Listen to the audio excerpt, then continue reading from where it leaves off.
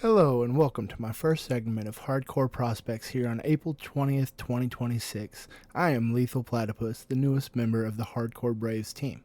My passion is and always has been the Atlanta Braves, not just in Atlanta, but the whole system. I bleed baseball, and I like knowing what to get excited for in the upcoming. Not just what we have now, but also in the future. As contracts end, players get traded, and we look for replacements for the future.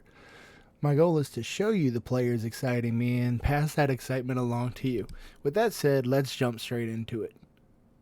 Let's start off with batters. One's off to a particularly strong start. First off for me is Juan Mateo. He's a young prospect, only 18 years old, and a $10,000 signing bonus at the Dominican, who we will not hear about for a while. He's just coming back from injury, and he's hitting .333 with a .400 on base. He has 6 hits and 18 at-bats, 1 stolen base, and he stole 14 last year. He's got speed, he has contact. He has a very simple swing with not much movement and a quick path to the ball. Last year, he hit .261 with a .331 on base, but only a .300 slug. He reminds me of Ichiro with his leg kick and how he comes directly to the ball in such a smooth fashion. He's not an extra base hitter as he only has 12 doubles and 307 at-bats last year, but he has a very patient approach at the plate where he walked twice to 3 strikeouts and last year walked 33 times to 66. He just battles. He fouls off pitches he needs to spoil to stay alive and isn't expanding the zone. Every ball he hits is a solid single, but he needs to tap into power by driving balls into the gap and building up his exit velocities. But his patience and bat to barrel has him rising in our system as a top player you probably haven't heard about but will soon, and he is still only 18 years old.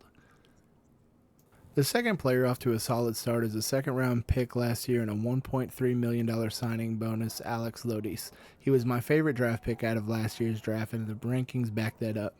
He is a number 5 ranked prospect on MLB and number 6 for Baseball America and is hitting .270 with a .361 and a .742 OPS early. He plays a very solid shortstop who I see as the best defender out of the trio of him, John Giel, and Tate Southesine, which is why he is playing at short and Tate has been playing primarily second. His glove always seems to be in the right position and his arm has an absolute rifle. At the plate, he has not only been driving the ball, but is driving it the other way and with authority.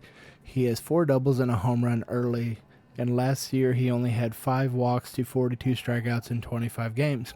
In 15 games so far this season, he has walked 7 times and is showing a lot more discipline at the plate while striking out 21. He has cut down his strikeout percentage from 40% to 33%, which is a huge improvement but still needs to work on. The biggest jump is his walk rate going from 4% to 11%, and that patience is getting him more pitches in the zone to barrel. The more he builds on this and the more he waits for his pitches in the zone, the more he will get to tap into that highly rated power that had him as a finalist last year for the Golden Spikes Award. Up third is the aforementioned 2025 first-round pick, Tate Southesine. He is still striking out too much early on at 31%, but that is way down from his 42% last year. It makes sense because he seems to be a lot more patient at the plate. He has only took 1 walk last year in 64 at-bats, but already has 9 in 54 at-bats this year. A 16% walk rate definitely plays. He has made huge waves in his offseason adjustments, which has seen his on-base go up almost 200 points and his OPS going up a staggering 320 points. As he matures, I can easily see all those numbers continuing to improve as he is driving the ball with power to all fields. His home run over the weekend had an exit velocity of 110, and his 5 extra base hits have not exactly been cheap. His bat isn't the only fear for pitchers as he has already had 10 stolen bases in 14 games. The kid has wheels. He's not Eric Hartman fast, but he's definitely a plus-plus runner. He has played very strong defense to start the year, but has primarily played second due to how effectively Lodis has been prowling at the premium position next to him. I know analysts have said that they could see a move to center field in his future, but I truly think that he has the glove and arm for short if there are any struggles with Lodis or sticking at second base as a true hard-hitting duo up the middle for years to come. Both, mixed with John Giel, who is not only on this list because he's been on a cold spell, gives us a trio of shortstops we have not seen since Dansby and Osby were in the system. Fourth up on a hard start for me is Eric Hartman, a 20th round pick in the 2024 draft from Canada. This 19-year-old is the prospect that is most intriguing to me to start the year. His batting average is only sitting at 245, but he still has an OPS of 826, and that doesn't tell the whole story. He already has 6 stolen bases to start the year, and he had 48 last year. One of his singles is purely based off his speed alone, which MLB.com has graded as a 70 grade. I don't know how it's not an 80. He is regularly posting 30-foot second sprint times. It is truly game-changing. What surprises me the most to start the year and has him as my most intriguing prospect early isn't his game-breaking speed. It's that he's hitting multiple balls with exit velocities over 110 miles an hour. That's higher than the consensus number 1 pitch Roach Chalowski has with a metal bat, and he's doing it with wood. He needs to cut down on the swing and miss, which is sitting at 33%, a tick up from 27% last year, but again, this is a very small sample size of 13 games. My biggest concern is he's very pull heavy, and teams have kind of figured that out. They're starting to play him with an extreme shift. It's causing a whole bunch of balls to be outs, no matter how hard he hits it. If he can learn to spray the ball more around the field than just dead pull, I could see his batting average rising very quickly. He seems to just hit everything hard. Up fifth is Luis Guanipa, number 21 on MLB.com and unranked on the Baseball America site. He's probably Ben Weaver's favorite player. A high bonus international prospect who for 2 years his issue has been health, as he's only played in 80 games overall in those 2 years, but this year he seems fully healthy, and we're all seeing why he was given a $2.5 million bonus in the 2023 class. Early season batting is off to a blistering start, as his average is a scorching 346 and an OPS of 906. He already has as many extra bases as he had in 3 times the games last year, including 2 absolute monster home runs. One cleared an apartment complex, and the bat flip possibly could have done the same. He has a walk rate that would shock Michael Harris, as he has only walked 1 time this year, but he also has only struck out 8 times in 52 at-bats.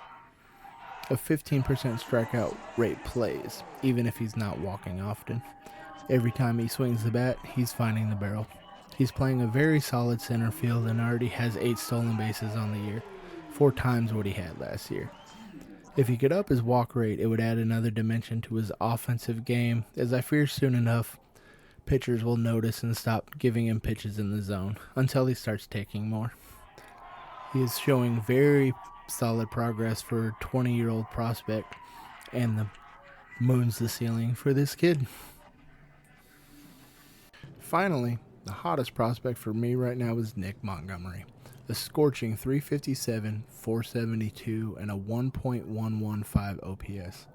We all know how Atlanta builds catchers with Rake, Shea Langeliers, and Wild Bill Contreras. And if this breakout continues, Nick Montgomery will be next on that list. His defensive ratings are all plus, and we have seen with how he manages Augusta's pitchers and throwing out running stealings that his defense is plus. And his calling card has always been his raw power. He just struggled with the hit tool. He needed to tap into it more and find the barrel. This year seems to have found exactly that. And why he is the biggest riser for me early on is he is absolutely destroying baseballs.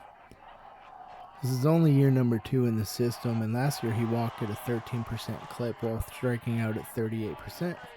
And while a small 8-game sample, he's walking at a 25% rate and has cut the strikeouts down to 28%.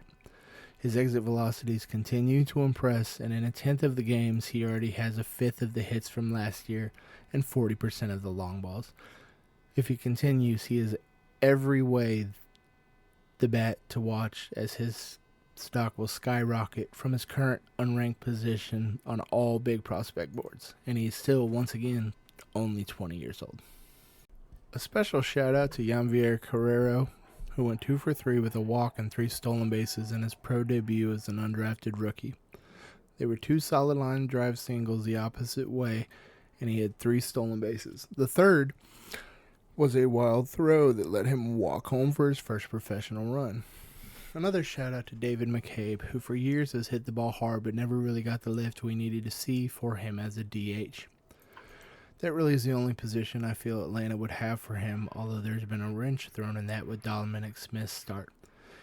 He only hit 14 home runs last year in 133 games, which kept his OPS under 700, even with the 367 on base. You really want higher from a DH. He's labeled as first and third, but I don't really see his glove fitting there, and obviously we have Austin and Matt who aren't going anywhere anytime soon. This year he's absolutely nuking balls. 5 home runs in his first 12 games and an OPS of 1.075. He also has 13 walks to go along with 13 strikeouts. Once again, because of Dominic's hot start at Truist, continuing to barrel with lift will make him a hot commodity come the trade deadline if we don't have the ability to make room for him. But at 26 years old, he is running out of time for any type of future in Atlanta unless Dominic drastically cools off and he continues to play like he is, forcing his way in. The last shout-out is going to Gwinnett's Jim Jarvis, who is a wizard with his glove, and the player we acquired from Detroit for Rafael Montero, who is just having an explosive start to the year. His slash line is 390, 495 with a 1.040, which is absurd, especially for someone who has always been tabbed as an glove-only type of player. He already has more home runs in 20 games than he did in 101 last year. He's putting bat to ball and has 13 stolen bases in 20 games, which also makes him an intriguing name to think about at the trade deadline if we need to make any moves. On the pitching side of things, Ethan Bagwell is off to a crazy start. In 17.2 innings, he has a whip of 0.79 and a 2.55 ERA. He has 17 strikeouts to only 4 walks. Cam Caminiti is a consensus number 1 prospect ranked by both MLB and Baseball America, and he is showing everyone why. He has a 3.07 ERA, but I feel it's been a tad unlucky as he has looked absolutely electric. His location has been pinpoint, and he has worked fast and efficient through innings to the tune of 19 strikeouts to just 2 walks in 14.2 innings. Batters have a 212 against him, but not much of it has been solid contact. And in his last outing where he came out of the pen after Spencer Strider's rehab start, he only gave up 2 singles in 5 innings to 7 strikeouts. He hasn't walked anyone in his last 2 outings, just shows how pinpoint he has been with his control. His fastball is touched higher than 93 miles an hour, up to 95 with good movement. His off-speed is finding its spots and generating whiffs and weak contact. I know Didier is the consistent next starter to make his way to Atlanta, throwing 20 strikeouts in 16.2, but I'm higher on J.R. Ritchie at this point. To be fair, his location has struggled a bit, but in 20 innings pitched, he has 29 strikeouts and a whip of 1.02. He just doesn't really get hard. The reason I am higher here is because he has a true 6-pitch mix. Between his four-seam, his sinker, his cutter, sweeper, curve, and change, and the biggest factor is they all get whiffs. All of them get swing and miss. When he is on, he's absolutely unhittable, and that's gotten his ERA down to 0.99 to start the year. His fastball is sitting in the 95 mph range and can touch 97. The sinker runs at 93 with crazy movement, and the cutter comes in at 92 to lefties. I haven't seen him throw it to right-handers yet, just lefties. The curve is the slow 80s, and sweeper comes around 86, and with all that change in speed and movement, you can't really know what's coming, and it keeps batters off balance really well. It's creating a ton of whiffs and soft contact, and the reason I am so insanely high on him and want to see him in our rotation in the bigs sooner rather than later.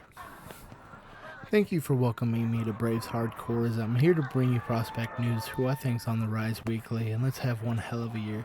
You can find me at Lethal Platypus 1 on Twitter, and all of us at Hardcore Braves on all social platforms.